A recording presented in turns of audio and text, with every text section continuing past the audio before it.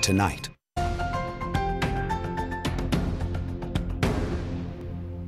What makes a movie bad? Wooden acting, cheesy special effects, a lousy plot? Well, what if one movie has all of the above and more? In the best cases, certain kinds of bad movies find a second life as cult classics. But the vast majority of bad movies, well, sometimes you just have to see for yourself. Here's David Wright with tonight's Sign of the Times. Legend tells of a creature unlike anything we have ever known. It opened last weekend in movie theaters across the country. An abomination. And the tale of what happened next sounds like something dreamed up in a Hollywood studio. Is what keeps Hollywood studio executives up at night. It's just horrible, guttural, awful, screeching sound. Creature flopped. Big time. To be specific, Creature had the worst opening ever of any film shown in 1,500 theaters or more. 1,507 screens for Creature. Total box office revenue, $331,000. You're looking at, $220 per screen per theater. That's a terrible, terrible opening. That roughly comes to about 6 people per theater, and that's being generous. What does it do to morale to have a dud?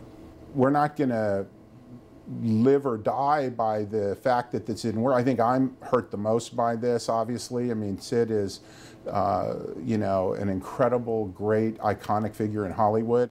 Sid Sheinberg, the producer of Creature, has a few hits under his belt. During his 20 years at the helm of Universal, he discovered Steven Spielberg, supervised Jaws, E.T., and a few other movies you've probably heard of. Welcome to Jurassic Park.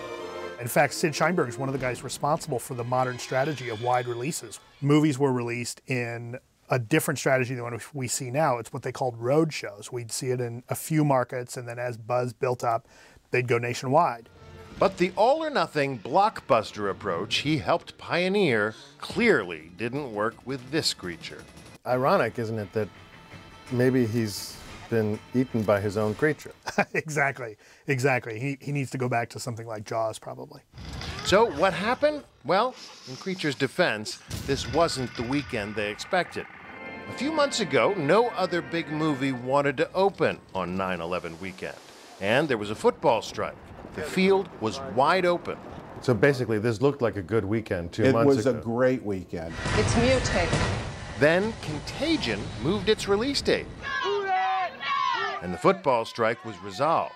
Game over, not just for Creature, but for several other films that opened badly too. A few famous flops do go on to become cult classics, endlessly rerun in midnight showings for college drunks. Think Rocky Horror Picture Show. Or the famously bad The Room. You are tearing me apart, Lisa! And the prize for worst opening ever, well, that still belongs to Proud American.